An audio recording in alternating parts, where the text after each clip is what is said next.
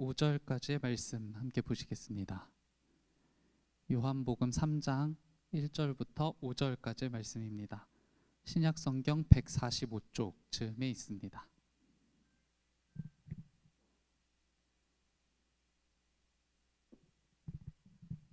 요한복음 3장 1절부터 5절까지의 말씀 교독하시고 5절은 함께 읽겠습니다. 그런데 바리새인 중에 니고데모라 하는 사람이 있으니 유대인의 지도자라.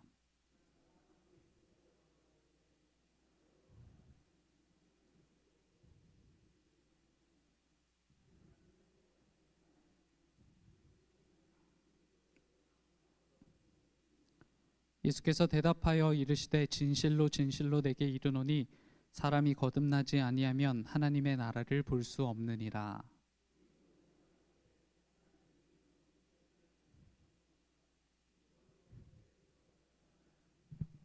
함께요. 예수께서 대답하시되 진실로 진실로 내게 이르노니 사람이 물과 성령으로 나지 아니하면 하나님의 나라에 들어갈 수 없느니라. 아멘. 할렐루야. 아멘. 오늘도 어려운 중에 모이신 여러분들 진심으로 축복하고 환영합니다. 우리 어려운 자리 이렇게 모이셨는데 옆에 앉아 계신 분들과 함께 인사 나누실까요? 사랑합니다. 축복합니다. 함께 인사 나누시겠습니다. 사랑합니다. 축복합니다. 사랑합니다. 축복합니다. 잘 오셨습니다. 제가 참 좋아하는 찬양 하나가 최근에 있었는데요. 행복이라는 찬양입니다. 한동안 이 찬양을 굉장히 열심히 들었었는데요. 웨이홈이라는 그룹명으로 유튜브에서 활동하는 친구들이 그 찬양을 부르면서 영상을 하나 찍은 게 있거든요. 그 영상을 준비했는데 저희 그 찬양 한번 먼저 들어보시고 같이 좀 말씀을 이어가 보도록 하겠습니다.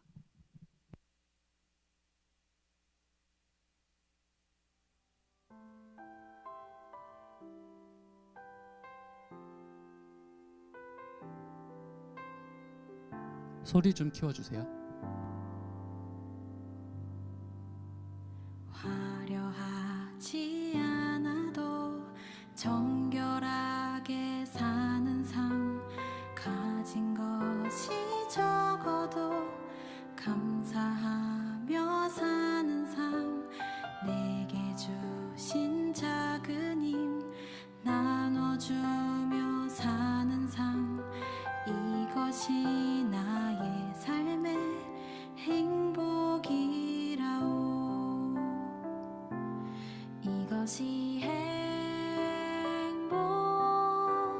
행복이라오. 세상은 알 수 없는 하나님 선물, 이것이 행복이라오. 하나님의 자녀로 살아가는 것, 이것이 행복이라오.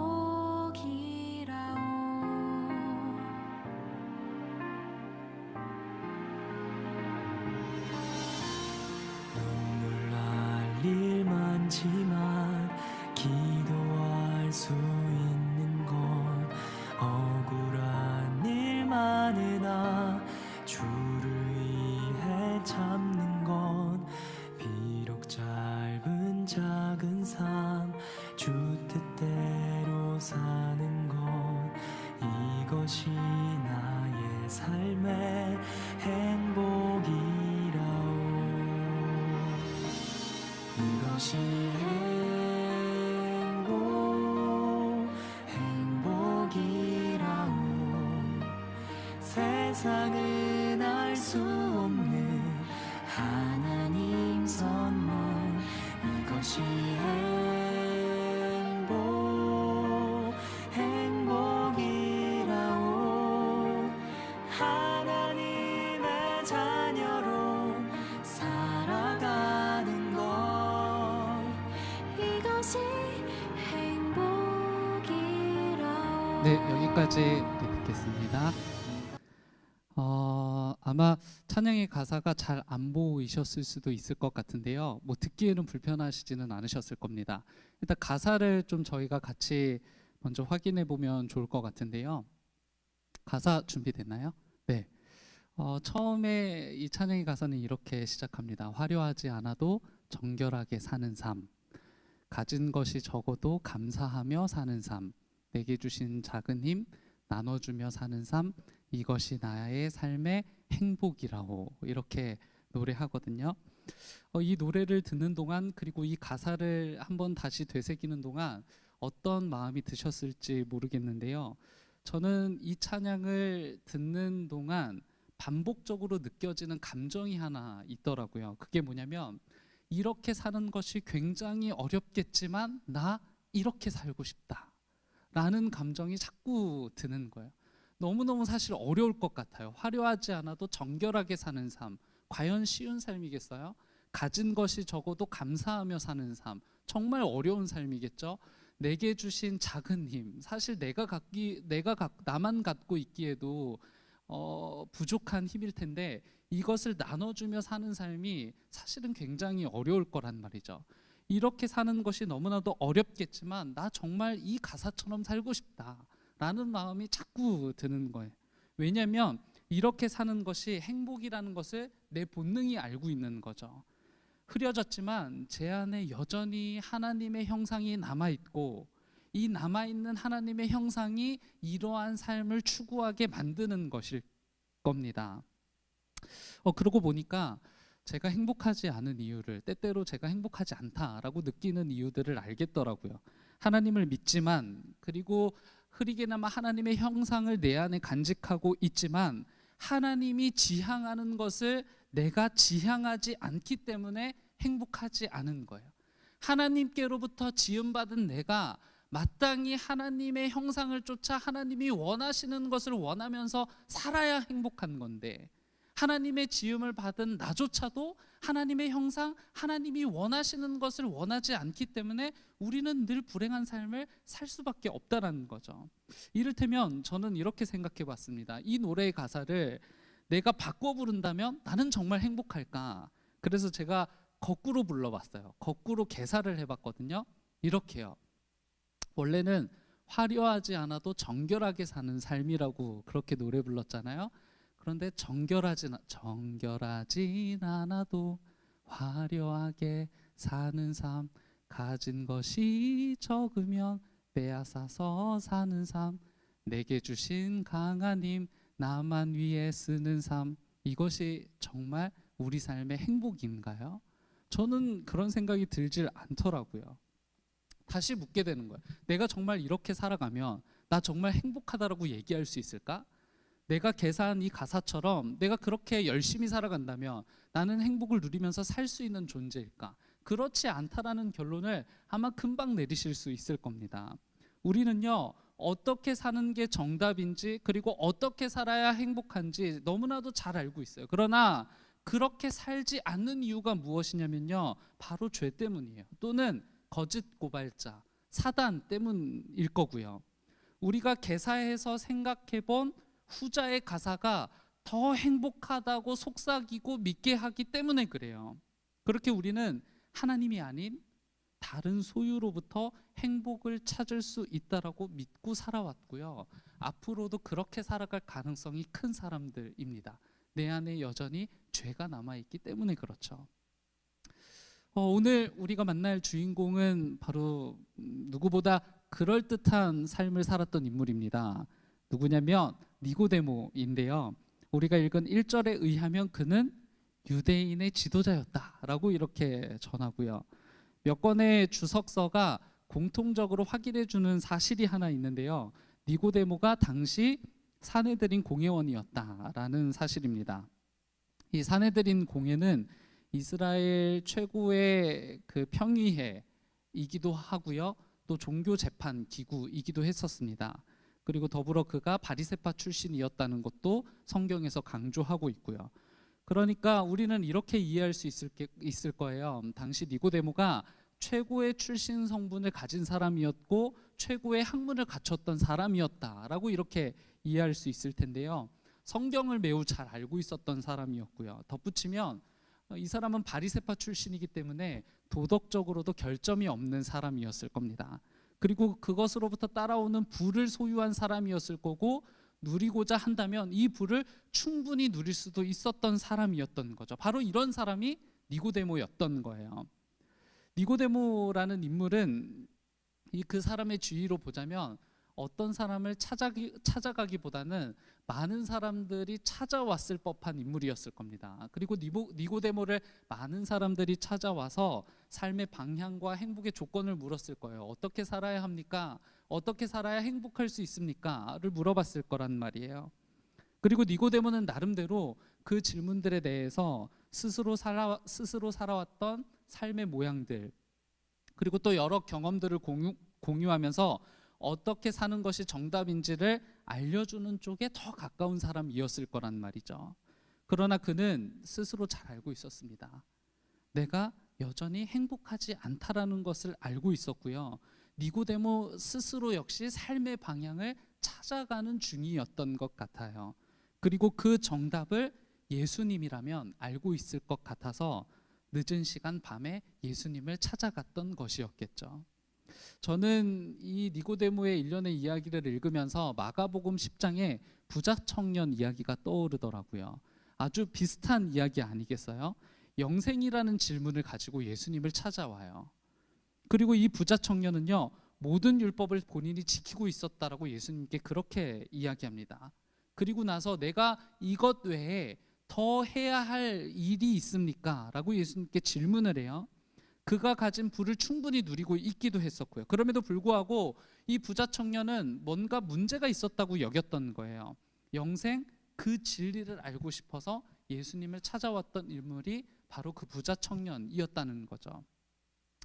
예수님은 그 부자 청년에게 전혀 다른 행복의 조건, 전혀 다른 영생의 조건을 말씀해 주셔요. 그러나 부자 청년의 반응은 싸늘했습니다. 그는 근심하며 다시 돌아갔다라고 성경이 그렇게 전하죠. 그러나 우리가 오늘 읽은 본문의 니고데모 이야기는 결론이 조금 다른데요.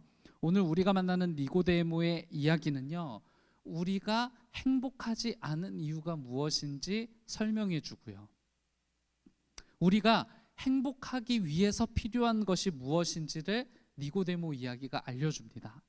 그리고 마지막으로 니고데모의 결론이 있어요. 이 니고데모의 결론이 바로 우리의 결론이 되어야 한다라는 것이 오늘 말씀의 세 가지 포인트가 될 수 있겠습니다.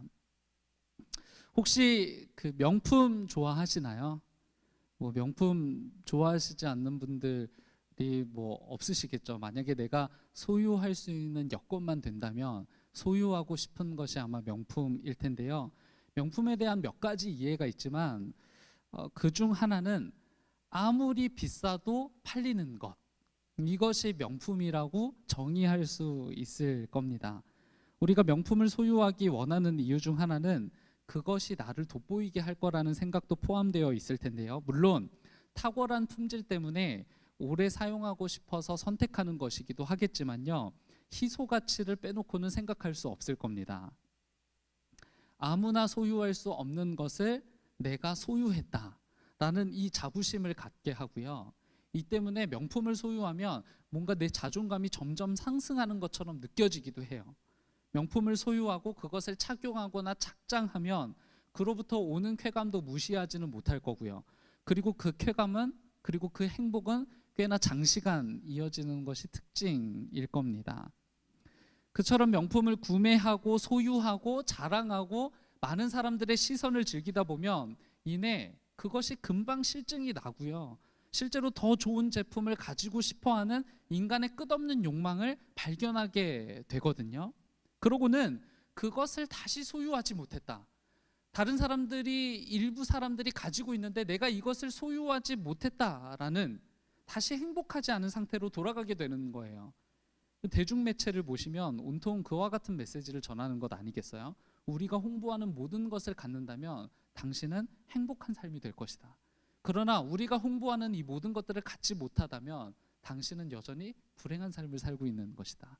그리고 우리는 홈쇼핑에 들어가서 백화점에 가서 내가 그동안 갖지 못했던 것을 끊임없이 사들이는 거예요. 내가 이것을 사게 된다면 행복할 수 있을 거라는 가정을 가지고 말이죠. 최근 그 재벌가와 결혼했던 한 연예인에 관한 뉴스가 많이 보도되고 있는데요. 재벌가와 결혼하기로 했던 10여 년 전에 해당 연예인의 트위터는 다음과 같이 기록이 되어 있습니다. 하늘이 내려주신 사랑하는 사람과 부부의 연을 맺게 되어 기쁩니다. 항상 서로에 대해 사랑과 배려로 행복한 삶이 될 수 있도록 격려와 응원 부탁드립니다. 그러나 재벌가가 가진 부도 그리고 그가 가졌던 명예도 10년의 결혼 생활을 다 채워주지 못했다는 것이 기사 내용의 핵심입니다. 저는 그 연예인이 부를 쫓아서 결혼했다라고 말씀드리는 게 아니고요. 부와 명예를 모두 가졌지만 그것조차도 그 사랑을 완벽하게 만들어주지 못했다라는 거예요. 그 연예인이 친구에게 그렇게 말했다더라고요. 세상 다 가질 수 없다. 남편 사랑 받는 네가 부럽다. 나는 괜찮다. 라고 이렇게 말했다고 해요. 그러니까 우리는 우리의 소유가 우리를 행복하게 하는 것이 순간이라는 것을 너무나도 잘 알고 있어요.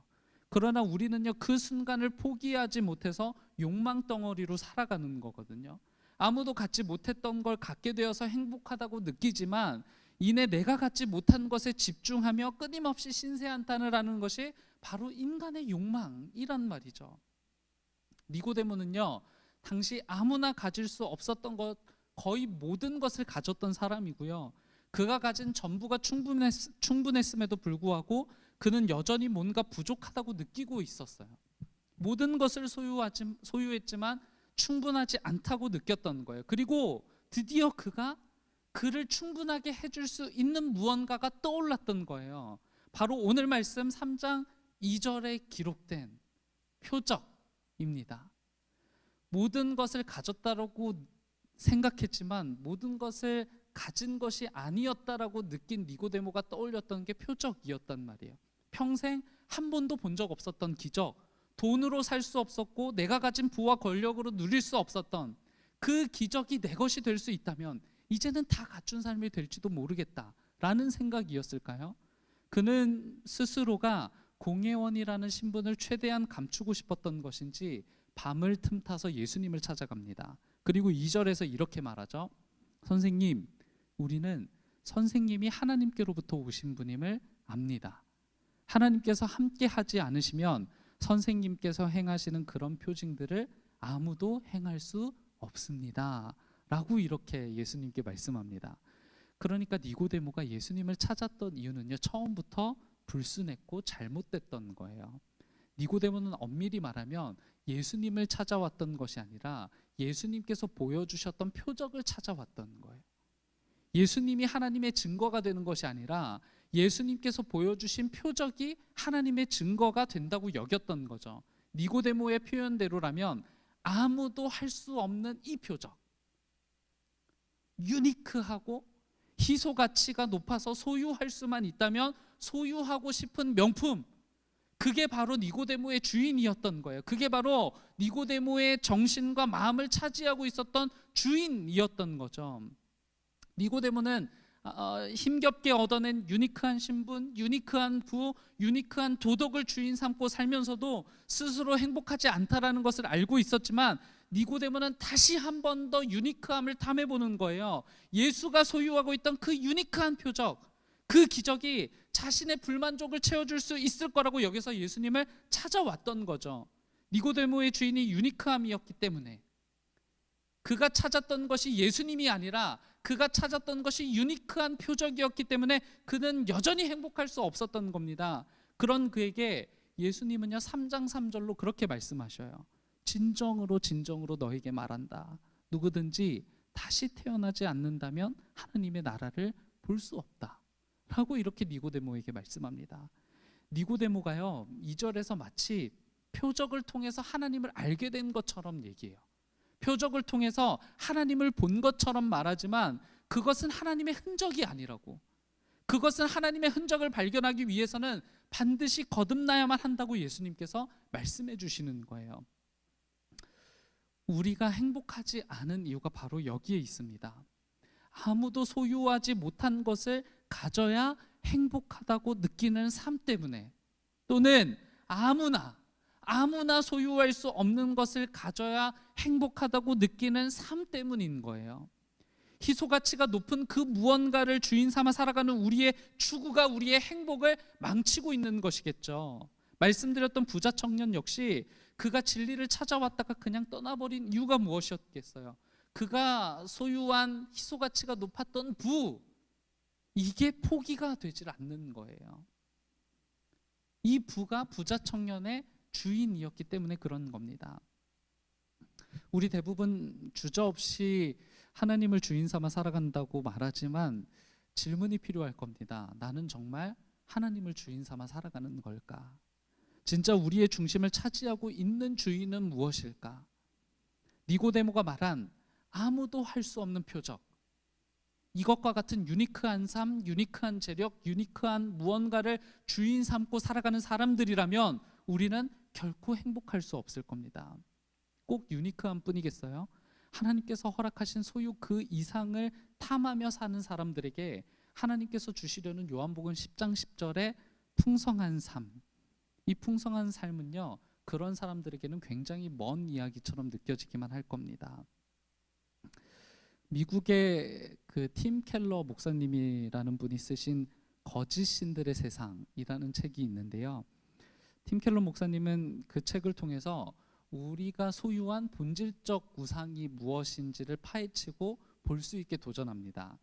이를테면 그 책의 105쪽과 106쪽에 이와 같은 예로 설명을 하거든요. 일단 대체적으로 그리스도인들은 그들 스스로 섬기는 우상들을 회개한다고 전제해요. 하나님, 내가 무언가를 하나님보다 더 사랑하는 것 같습니다.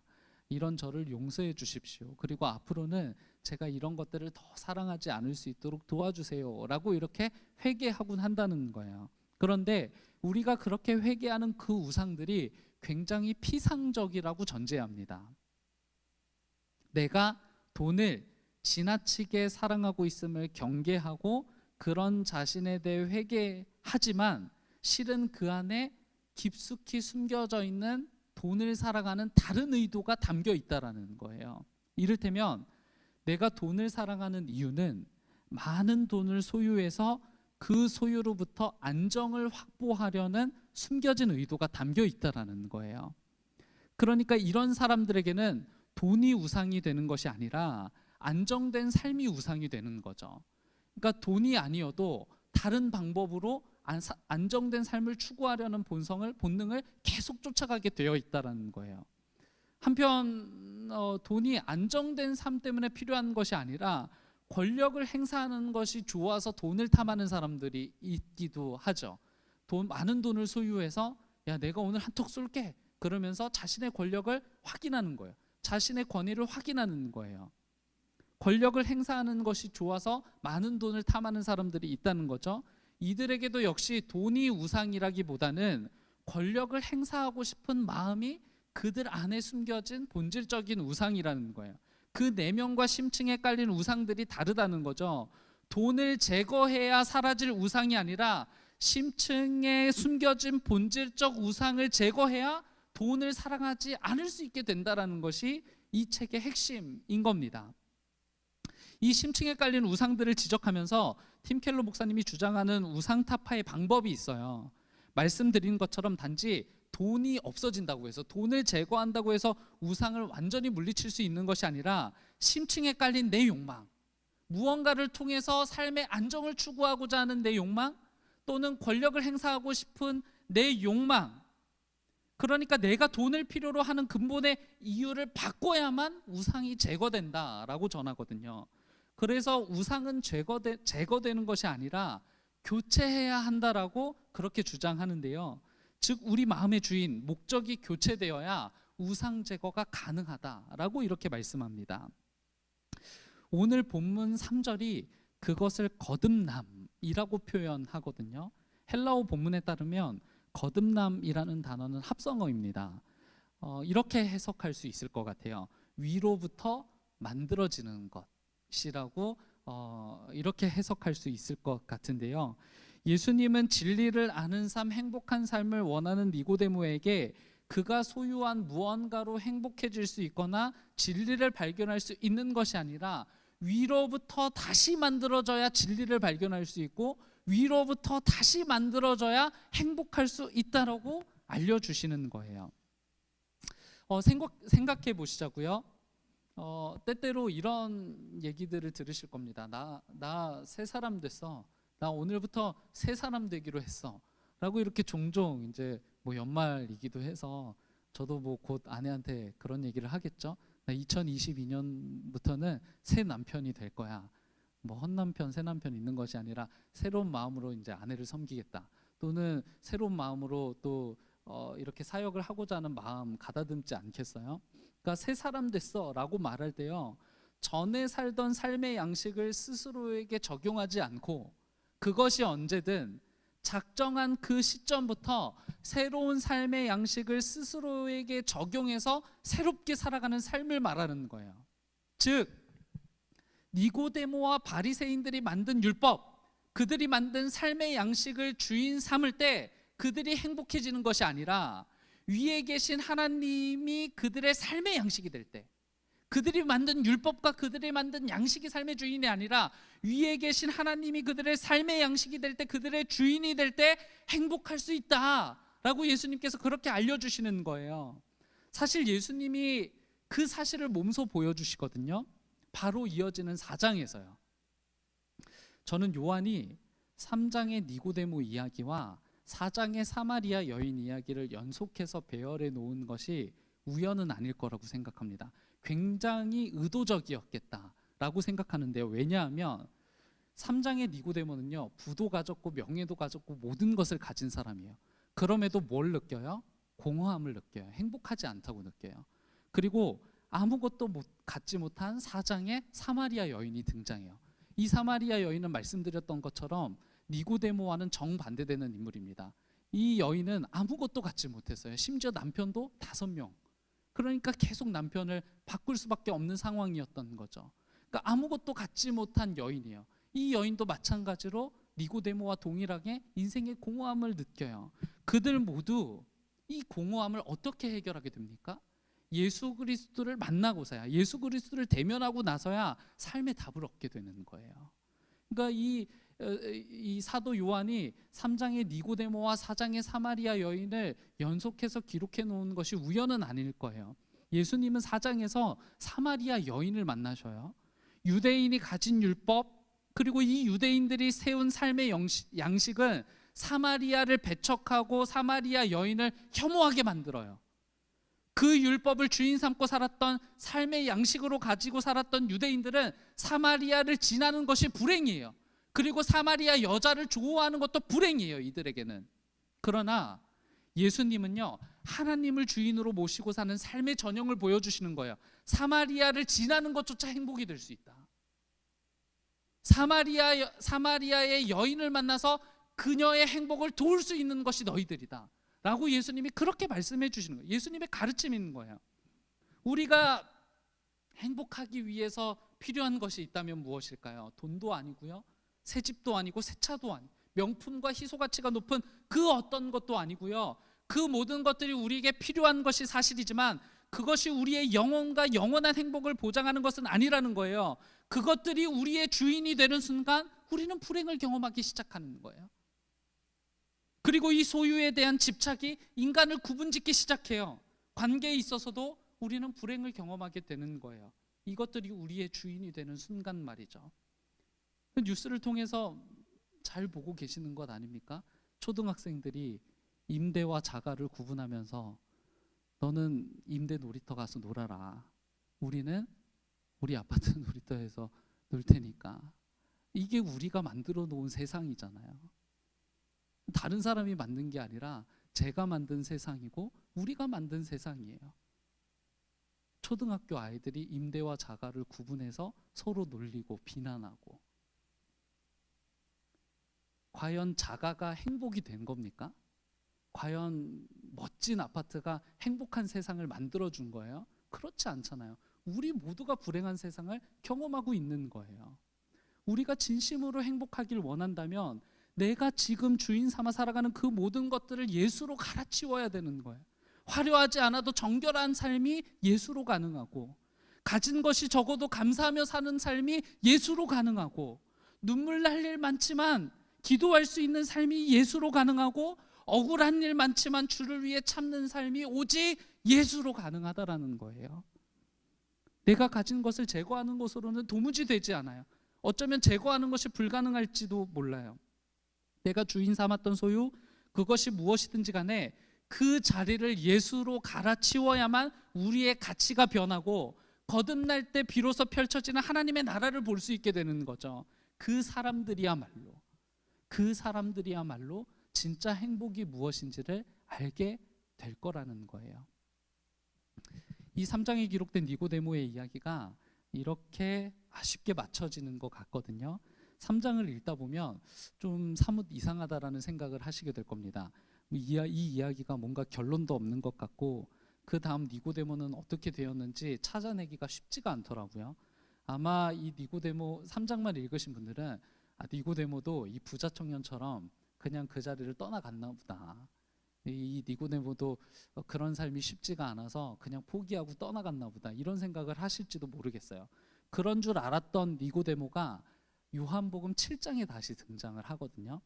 7장은 예수님의 사역으로 이스라엘 백성들 안에서 분쟁이 일어난 상황을 전제합니다. 그러니까 같은 바리새인들끼리 또는 같은 유대인들끼리 예수님의 사역으로 인해서 분쟁이 일어나요. 그로 인해서 대제사장들과 바리새인들이 집결하거든요. 집결하고 나서 이들이 원했던 게 뭐냐면 예수를 잡고 싶은 거예요. 이 예수를 잡아서 처벌하자라는 목소리가 대제사장들과 바리새인들 사이에서 목소리가 나오기 시작해요. 그런데 그들 중 한 사람이었던, 그러니까 바리새인들과 대제사장들 중 한 사람이었던 니고데모가 그렇게 높은 사람이었어요. 그들 중 한 사람이었던 니고데모가 7장 50절에서 이 대제사장들과 바리새인들에게 이렇게 발언해요. 우리가 소유한 율법이 사람의 말을 듣고 그 행한 것을 알기 전에 심판하느냐. 표준세 번역은 이렇게 기록합니다. 우리의 율법으로는 먼저 그 사람의 말을 들어보거나 또 그가 하는 일을 알아보거나 하지 않고서는 그를 심판하지 않는 것이 아니오. 어떻게 예수를 어떤 목적으로 심판할 거냐는 거예요. 어떤 목적으로 처벌할 거냐는 거예요. 그럴 수 없다라고 지금 니고데모가 주장하고 있는 겁니다.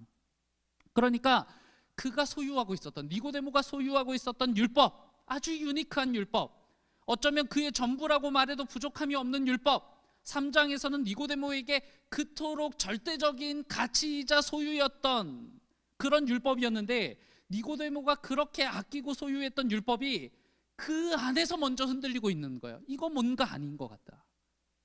내가 이걸 절대적인 가치로 여기고 살아왔는데, 내가 이게 전부인 줄 알고 살아왔는데 지금 보니 이게 아닌 것 같다. 자기 안에서 먼저 흔들리기 시작한 거예요. 여하간 니고데모는 이 언행으로 여기에서 다른 동료들의 비난을 받게 됩니다. 그리고 니고데모는 다시 자취를 감춰요. 감쪽같이 사라지죠. 그리고 니고데모가 다시 한번 등장을 하는데 이게 정말 소름 끼치는 일인 거예요. 요한복음 19장에 등장합니다. 예수님께서 십자가에 달려 돌아가신 뒤에 장례를 위해서 몇몇 사람들이 예수님의 무덤에 모여들어요. 그들 중 한 사람이 바로 니고데모입니다. 예수님께서 돌아가셨고 예수님의 무덤에 모여든 사람들이 장사를 지내기 위해서 모여들었는데, 이 장사를 지내기 위해서 모여든 사람 중에 한 사람이 바로 니고데모였어요. 그리고 니고데모가 가지고 온 게 있어요. 뭐냐면 몰약과 침향 섞은 것을 100리트라쯤 가지고 왔더라 라고 이렇게 전합니다. 이게 어떤 의미일까? 사실 저는 이제 알 수가 없어서 주석들을 좀 찾아봤는데 이 구절에 대한 중대한 의미를 주석들마다 아주 잘 알려줘요. 독일 성서공의 주석을 보면 이렇게 기록합니다. 약 33kg으로 어마어마한 분량, 망자의 탁월한 명예를 말한다. 한 세대의 이영호 교수님은 이렇게 말합니다. 니고데모에게 있어 황제는 로마가 아니라 예수님이다. 그러니까 지금 니고데모는 경제적으로나 정치적으로 예수님이 자신의 왕, 자신의 주인이라는 사실을 고백하고 있다는 거예요. 그리고 마지막으로 100주년 기념 성서주석은 이렇게 설명합니다. 양과 무게가 참으로 풍족하다. 이러한 양의 경우는 왕의 장례에만 해당되는 것으로서 저자 요한의 의도는 예수의 장례를 왕의 장례에 합당한 것으로 기술하는 것이다. 니고데모가 이렇게 하고 있다는 거야. 저는 이 주석의 설명들이 한 가지를 대면한다고 보는데요. 니고데모는 결국 그의 주인을 교체하는 데 성공한 거예요. 왜냐하면 그렇게 하는 것이 행복이라는 사실을 알게 되었기 때문에 그래요. 예수 그리스도가 눈앞에서 죽는 것을 보았다고 하더라도 지금 내가 행하고 있는 이 장래의 행위가 내 미래를 암울하게 바꿀지도 모르지만 나의 모든 신분과 나의 형편을, 나의 좋은 형편을 박탈할지도 모르지만 예수 그리스도가 더 소중한 가치라는 것을 니고데모가 비로소 알아차렸던 거예요. 거듭남의 증거는 바로 이와 같은 겁니다. 우리를 지배하고 있던 주인이 교체되는 거예요. 이게 바로 거듭남인 겁니다.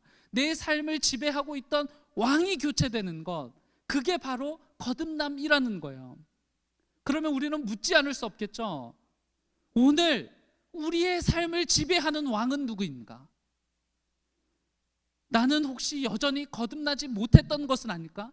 여전히 내가 갈아치우지 못한 주인, 여전히 내가 갈아치우지 못한 왕은 무엇일까? 우리에게는 정말이지 주님이 필요합니다.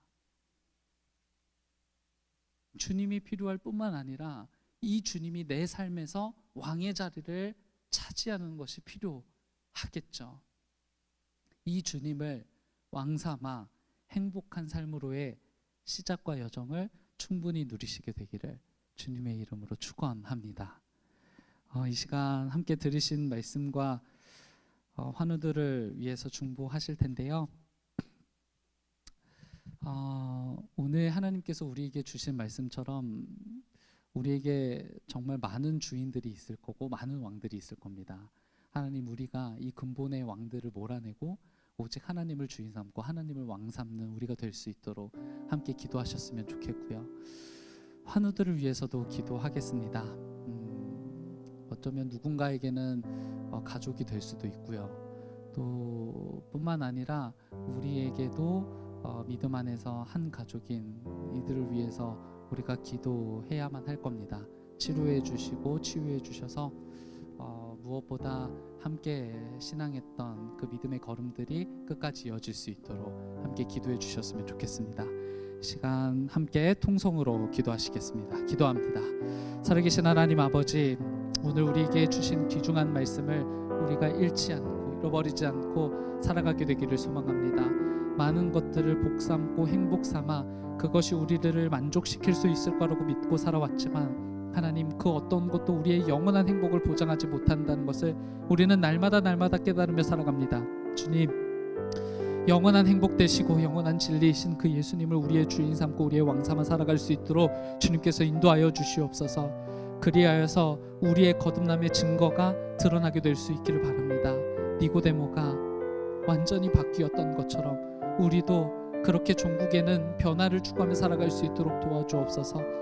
하나님, 무엇도 우리를 바꾸지 못합니다. 오직 예수 그리스도의 이름과 십자가의 보혈, 그 은혜로 우리가 바뀔 수 있습니다.